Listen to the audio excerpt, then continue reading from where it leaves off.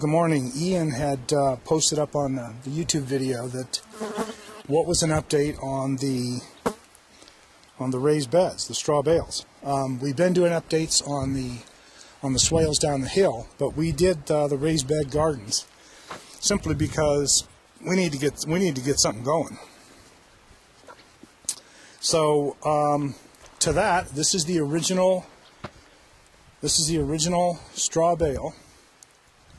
And you can see the netting up around it. We have found through trial and error that the rabbits will jump up here, not with the netting, but they will jump up on top of a straw bale. And we hadn't seen evidence, and then suddenly we've seen an eating, and there you go. So we put that up, and that's helped. This thing has done really well. The error that we made in it was the compost that we got locally needed more time. And subsequent, we've had to add more soils to kind of help it move along.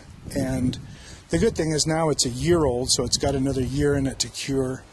We've been using some additional organic food for the plants just to help them, even though we planted nitrogen fixers in this. And we did harvest already our onions. We did yellow and red onions. We harvested those, and then we harvested two different types of garlic. We did a early American garlic, and we did a Spanish Roja. And generally, overall, I think the American did better than the Roja. Now, you know, I'm gonna temper that with we could use better soil in this bed, and it's improving.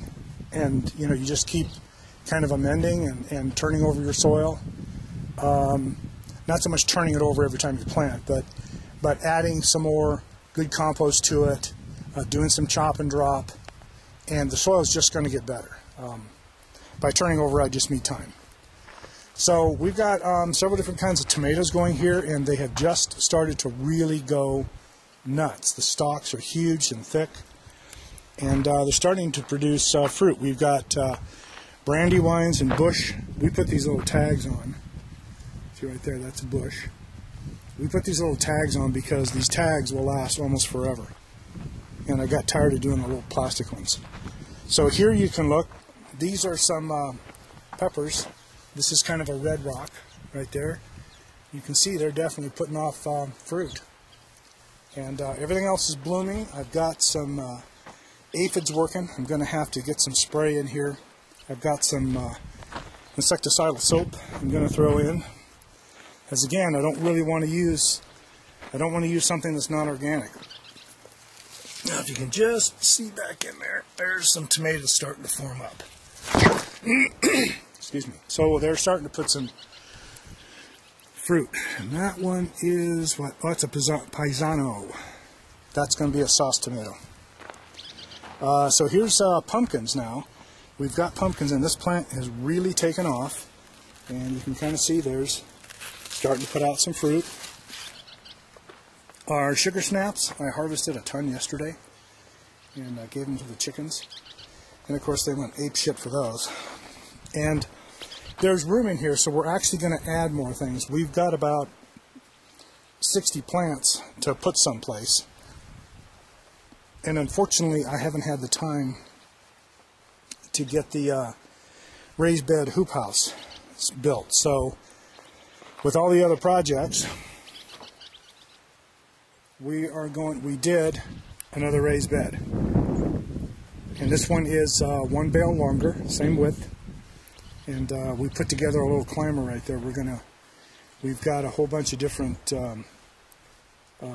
fruit. We've got lemon cucumbers and such. They're viners, so we're going to put them around there and let them vine. But it was just expedient. I mean, I could go buy, you know, 15 bales or 14 bales. I think that one's 14 bales. At the store, I run back up, we drop them down, we rope them, we cross tie them, we add the wood to the bottom, and then I ordered up, just because I want that one up and running, we ordered up what we call a triple mix. And it is a combination of soil, compost, and horse manure. Horse manure that they know has not had antibiotics. or the treatments that are going to end up in your garden and kill your garden pretty much. So you have to be a little bit careful with your manure, but this is all good stuff, and we put that in the main bed, and that's what we're going to run. So we'll see how that goes. So let's get back. This is the original bed. This is an ace pepper. You can see it's doing pretty damn well. Now, you can kind of look at the condition of the main leaves. I understand we got some aphids, so some things are being tagged a bit, but they are doing okay with the heat. We've got some wilt on the leaves, so I water early in the morning and I water late at night. The other thing is I could use some shade cloth, but you know, right now we're just going through a heat spell. So I think it's today's Saturday, so Saturday, Sunday, Monday are hot days, and then Tuesday it starts to drop off, and Wednesday, you know, we're back into the upper 80s here, which is kind of our norm, which should do real well. We've got, like I say, we got a lot more plants to put in. We're going to wait until Tuesday or Wednesday to plant up, and maybe I'll shoot a little video of that. Another pumpkin here. This one is that's an Americana. That's another pepper, so that's a bell. And I can't quite tell, that's a Gelano. I don't know, it's Italian. It's a bell pepper, it's green bell. More green bells. This is ace. This is going to be like a Relleno chili. That should be really, really good. So I'll move around the other side. You know, the bales have held up perfectly. They look a little weathered. I mean, if you look at these, and then you kind of look at those, you know, these are new bales, and these are old bales. And I really don't think they, you know, look any worse for wear. So let's see what else we got here going on. There's another Gelano. That's a bell. What else we got here? Oh, we got something, putting something out. Okay, this is a picante pepper. This one's just starting to put some fruit out. And then this is another Paisano tomato. And this is another American Racer pumpkin. So we're going to have more pumpkins. And these are the peas. You can actually see that they've actually they didn't really vine up very well. I'm not sure why. I'm going to do that. I'm going to look into that a little bit more. The interesting thing about us is we're new at this. This is, people told me you couldn't garden in the desert at 6,000 feet. Well, I got news for you. Oh, that's done really well. So this is mint, and it's done extremely well. So a little more tomatoes. So we do have a little bit of fruit starting to set. I think the heat's keeping them down a little bit, so we'll see what happens. So, of course, this was the coop. This is what project I've been trying to finish up. And this is the new bed. So it's, let's see, 1, 2, 3. Yeah, 6 bales long and 1 bale wide. So it's, I think it's 4 by 21, 23 feet, something like that. Basically, the whole area, I think it's about 8 or 9 cubic yards. This is a little PVC trellis thing we made, and we've got the netting tied on it. It needs a little repair, but we'll tie it back up and throw the viners on it. But this, I thought, this triple mix was really good, and I know other people have used it, and it smells good. It's fully broken down, and it's just really nice looking stuff. And I think with more, you know, chop and drop, kind of the way we garden, so I think that's even going to get better. But this gives us 2, and that's kind of what we planned in this area, was to put 2 of the straw bales. We just didn't think we'd do this one first.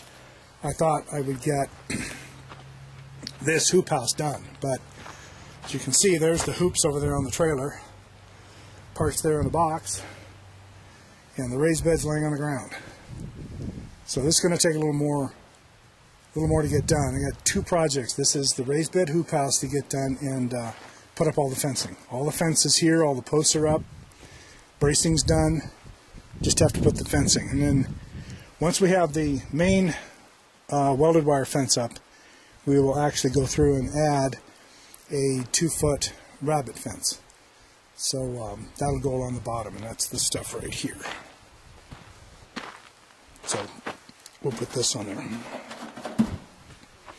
And that along the bottom should kind of take care of the rabbits, those really small rabbits getting through the welded wire. And of course, that should... The good thing about the outside fence is that the outside fence with the 2 gates here in front of me will also add as double security for the chickens. They're in their secured hoop and they can get inside their secured run area, and they'll also have a fenced in area. It also helps us too if we happen to go in the coop to do something and a bird gets out, he's still in a fenced area. So that's good. There's Rusty Dog. Rusty's our newest member of the family. I've had her now for, 2 weeks, 3 weeks maybe. We rescued her. And it didn't take much to teach her to leave the chickens alone. And she's fine with that. She's really content on lizards. She just goes ape shit for lizards. So we have to mind that a little. But good dog. Aren't you? Come here. Say hi to the folks. Hey, folks.